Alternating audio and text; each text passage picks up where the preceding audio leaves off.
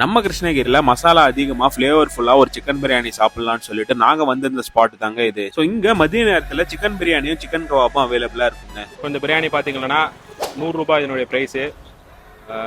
Leg piece ஒன்று, அப்புறம் இன்னொரு பீஸ் போட்டிருக்காங்க. ஸோ பிரியாணி வந்து குவான்டிட்டி வைஸ் ஓகே, நல்லா இருக்கு. டேஸ்ட் எப்படி இருக்குன்னு பார்க்கலாம்.